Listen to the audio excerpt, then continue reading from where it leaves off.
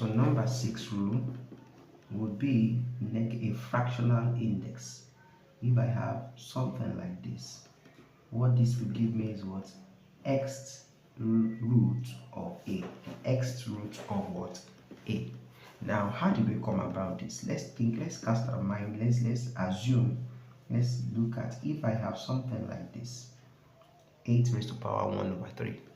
Now, I could say that 8 raised to power 8 itself is what? 2 raised to power 3. My 8, this is 8 raised to power 3. 10 raised to power 1. Now, by the earlier we considered the rule of multiplying indices, the rule of multiplication of indices on this. If I have a raised to power x multiplied by what? Y, I will have a raised to power x multiplied. I would have this 2 raised to power 3 multiplied by 1 over 3, which is equals to 2 raised to power 1, which is what? 2. And we discovered that what? This 2 is also the what? The cube root of 8 is equals to what? Is equals to 2. Meaning that what? My 8 raised to power 1 over 3 is equals to the what? The cube root of what? Of 8.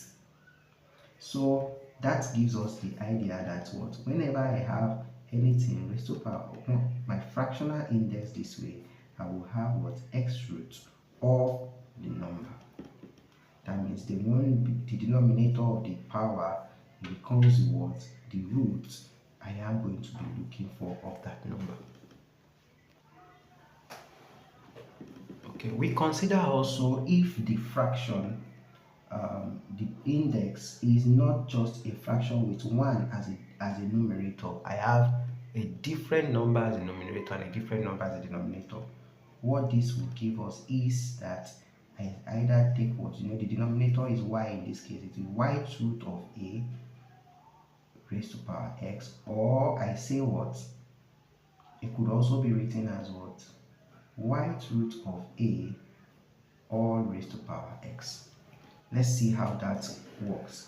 An example is for us to consider 8 raised to power 2 over 3. Remember that 2 over 3 is what? 2 over 3 is 2 times 8 itself, 8 is 2 times 2 times 2, which is raised to power, which is what?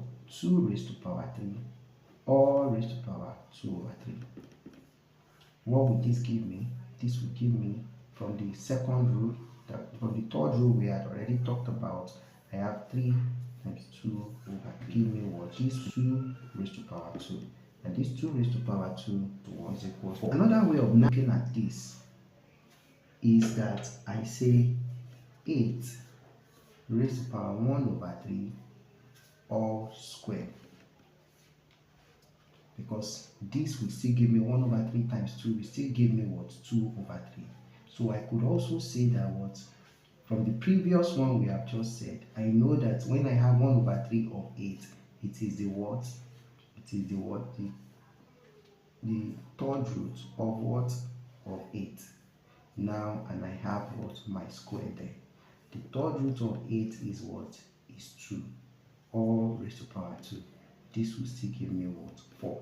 So either I do it this way or this way, it is still. So I can say that 8 raised to power 2 over 3 from the rule is same thing as what? The cube root of 8 squared, or I also say what? The cube root of 8 or cube root of 8, pardon me, all squared. Let's see if we would get the same thing. This would give me what? The cube root of what? 8 squared is 64. And now the cube root of 64 is what? Cube root of 64 is like saying 4 times 4 times 4. That means the cube root of 64 is what? Is 4. Also, I have what? The cube root of 8 is what? Is 2. And 2 squared is equals to 4. So the rule is this. Let's not forget a raised to power x over 4, x over y, pardon, is same thing as what? The y root of a, x. It also can be the what? The y root of a or raised to power x. Now the question we are solving determines which you should. Then one more before we end the class. What if I have a fraction? I have a fraction that is raised to a negative number. I have a fraction raised to a negative number. What this is saying is that I would have it to be what? I would invert the number. Instead of having a over b becomes b over a, then the negative becomes positive. How? We can check. Remember when we say a over b raised to power minus x. Remember when I have 1 over a over b raised to power x when I have a negative index. And this can easily be written as 1 over a raised to power x over b raised to power x. Now, if that is so, then I can say 1 divided by a raised to power x over b raised to power x, which is same thing as 1 times b raised to power x. Remember, when this division changes to multiplication, the denominator comes up.